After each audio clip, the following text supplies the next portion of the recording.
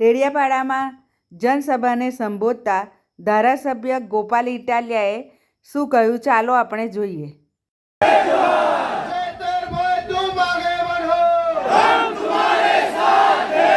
આજે આપણા સૌના લોકપ્રિય, આપણા આદર્શ નેતા એવા ભાઈ શ્રી ચૈતરભાઈ વસાવાના સમર્થનમાં આયોજિત સામાજિક સભામાં ઉપસ્થિત મહારાષ્ટ્ર, રાજસ્થાન, ગુજરાત, અલગ અલગ બધા જિલ્લાઓમાંથી અને રાજ્યોમાંથી પધારેલા આદિવાસી સમાજના સૌ યુવાનો, વડીલો, આગેવાનોને મારા જય જોહાર, જય આદિવાસી. મંચ ઉપર ઉપસ્થિત ગુજરાતભરના આદિવાસી સમાજ માટે હંમેશા જેઓ લડે છે એવા ભાઈ શ્રી આનંદભાઈ, આદિવાસી સંગઠનોના સૌ આગેવાન શ્રીઓ, નિવૃત્ત આઈએએસ સાહેબ શ્રી, બધાયનો પહેલા તો હું ખૂબ ખૂબ આભાર વ્યક્ત કરું છું કે આ મુશ્કેલ ઘડીમાં બધા એક થઈને ભેગા મળીને ચૈતરભાઈની સાથે ઊભા છે. દોસ્તો, ચૈતરભાઈ વસાવાને સરકારે સ્થાપેલી સરકારના પૈસાથી ચાલતી સરકારની અદાલતે 7 વર્ષની સજા આપી છે. અને સરકારે સ્થાપેલી સરકારના નિયમથી ચાલતી અદાલતે જે સજાનો ચુકાદો સંભળાયો, એ સજા, એ ચુકાદો આ જનતાની અદાલતમાં લઈને અમે બધા માન્ય છે કે નહીં? લોકતંત્રમાં સરકાર કે કાયદો કે વ્યવસ્થા, આ બધી જ વસ્તુ કરતા સર્વોપરી છે જનતાનો ઈરાદો, જનતાના આશીર્વાદ, જનતાની આશા શું છે. સરકારની પોલીસ સ્ટેશન, સરકારના સરકારી વકીલ, સરકારની ફોરેન્સિક લેબોરેટરીઓ, સરકારનો ફરિયાદી, સરકારની તપાસ, સરકારનો દલીલ, સરકારનું બધું જ. પણ જનતાની અદાલતમાં સરકારનું ના ચાલે. આ જનતાની અદાલત ભેગી થઈ છે, આદિવાસી સમાજની અદાલત છે.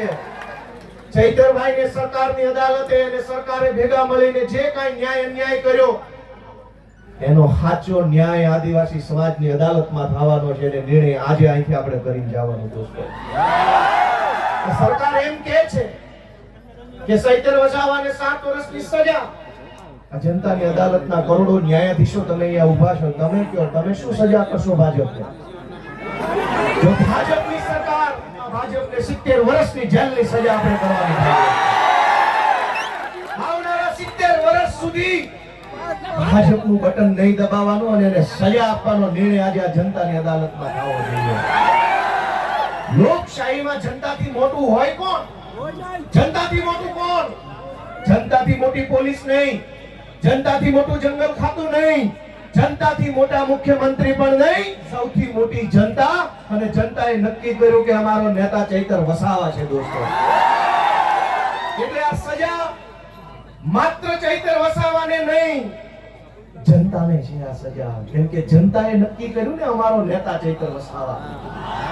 તો કરોડો લોકોને જે ચૈતર વસાવા ઉપર વિશ્વાસ છે, કરોડો આદિવાસીઓને જે ચૈતર વસાવાની ઉપર આશા છે, એને જેલમાં પૂરવાનો અર્થ એ થયો કે કરોડો લોકોને ભાજપની સરકારે સજા આપી છે કે તમારી પાસેથી તમારો નેતા છીનવી લીધો. અરે ભાઈ સાહેબ, કેટલા વર્ષો પછી ભગવાનના આશીર્વાદથી, પ્રકૃતિના આશીર્વાદથી, વડીલોના આશીર્વાદથી, હજારો વર્ષો પછી એક લડાયક ચૈતર વસાવા જેવો નેતા આપણા ગુજરાતના આદિવાસી સમાજમાં આવ્યો. અનેક લોકો ધારાસભ્યો બન્યા, સાંસદો બન્યા આદિવાસી સમાજના મત આધારે. પણ આદિવાસી વિસ્તારોમાં ચાલ્યું કોણ? એક લોકો આદિવાસી સમાજના મતના આધારે સાંસદો, મંત્રીઓ બન્યા. પણ આદિવાસીઓની જમીન ઉપર વિવિધ કંપનીઓ લાવે, આદિવાસીઓને ખદેડવાનું કામ કરતા હતા.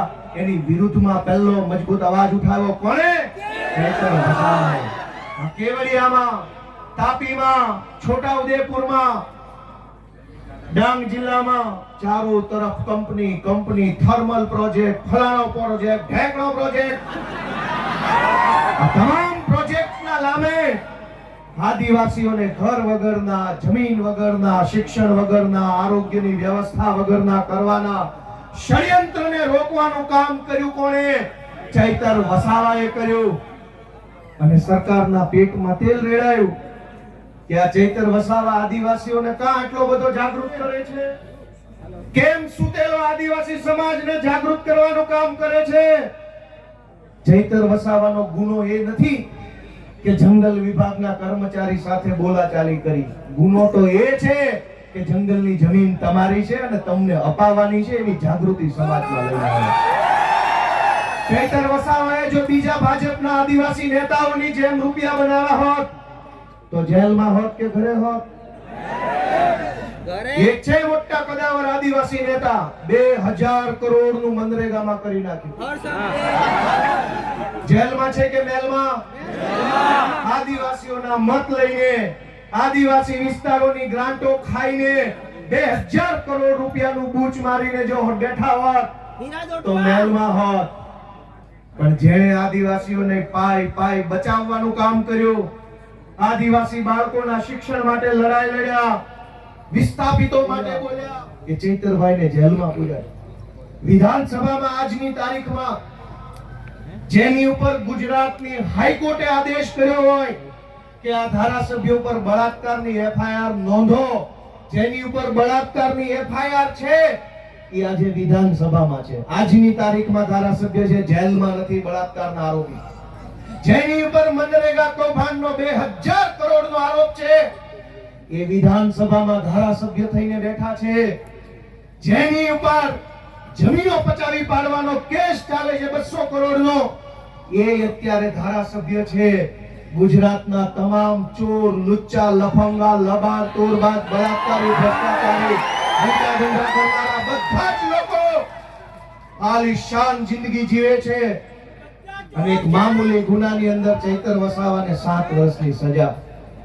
7મા ધોરણમાં ભણવામાં આવતું કે દેવડીએ દંડાય છે ચોર મુઠ્ઠી ઝારના ને લાખ ખાંડી લૂંટનારા મહેફિલે મંડાય છે. કરોડોના કૌભાંડ કરનારા લોકો વટથી ફરે છે અને આદિવાસી સમાજ માટે લડનારા ચૈતર વસાવાને જેલમાં પૂર્યા છે.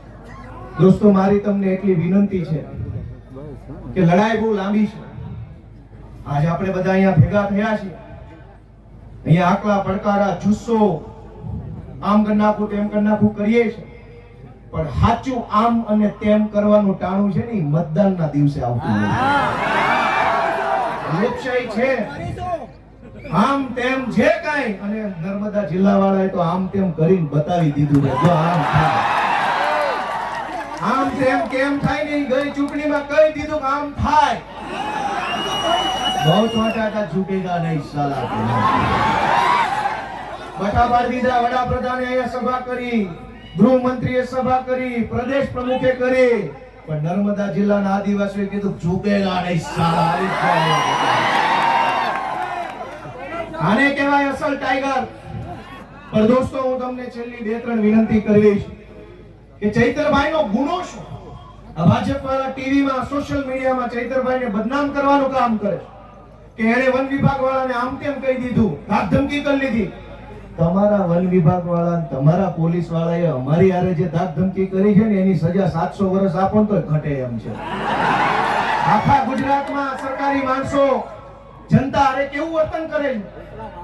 સરકારી મામલતદાર, સરકારી પીએસઆઈ, સરકારી ટીડીઓ, સરકારી પ્રાંત, સરકારી આરએફઓ, આ બધા જ